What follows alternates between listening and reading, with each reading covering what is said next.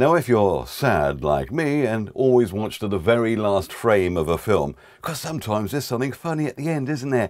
You'll notice on the credits this ADR acronym. It stands for Automatic Dialogue Replacement. Basically, when they go and film with actors, either the microphone's not in the right position, or the actor has maybe slurred a word, or maybe the gaffer's phone has gone off in the middle of the take. So basically, the shot is fine, visually it's great, but they just need to replace the dialogue, and that's what's done in ADR. So is this something we can do at home? Well, ADR stands for Automatic Dialogue Replacement. There's nothing automatic about it at all. When I worked at Granada, we had an ADR department, and what an awful job. Every time I went in, those guys were pulling their hair out, just looping round and round and round with the same sentence and trying to match the mouth movement of the actor with the line. And you had to do that all the way through. It had to look realistic. So is ADR something you can do in your home studio? Well, first of all, let's talk about the two different types of jobs you may get like this.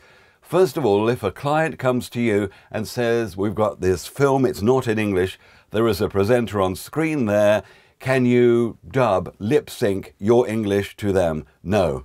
Run for the hills. You won't be able to do it. I once had a Spanish TV commercial. I just had 3 words to say. I love you. And the Spanish guy said, te quiero, or whatever, to his wife at the end. It was impossible. In the end, we gave up and did something else.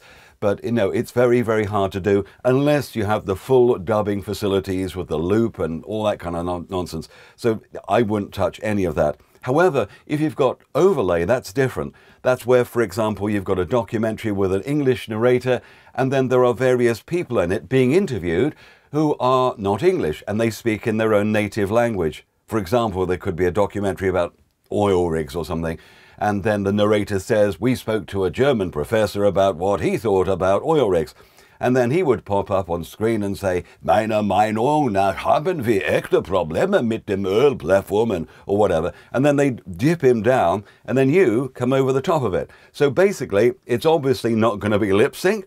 We've heard him in his native language, and it's just for us, the viewers at home, to understand it in English. So basically, it's a timing issue there. If the German guy speaks for 22 seconds, you need to make yours 20 seconds. So it's 2 seconds for the foreign language, the non-English, to fade down, and that gives you a fighting chance of covering. It's called overlay, all right? So is there anything we can do at home that is lip sync? Well, you can use the interface between various software. I'm an Adobe person, and there may be something that you don't know that you can link between Premiere Pro and Audition. Let's go to Premiere Pro now, and I'll show you something I'll put together just to show what is possible. So welcome to Premiere Pro. This is something we filmed in Russia. Now note what the sound person did, or rather didn't do as I play it. This is one of the most magnificent Romanov palaces in Russia. We have been given special permission to film here, so thank goodness our filming gear is all working perfectly, as we won't be able to come back again.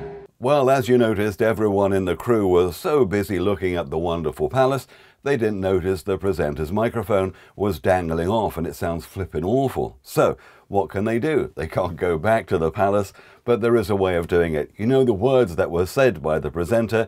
You basically need to record them in a studio again, add a little bit of reverberation to match the reverberation that was in the original location, and then sync it up. So let's go back to Premiere Pro and see if that's possible. So back in Premiere Pro, we've got our presenter into an audio recording studio and try and fix it by recording a decent recording of that Piece 2 camera. So let's zoom in here, put it underneath, and you can see the waveform looks very similar, so the words are fine, aren't they?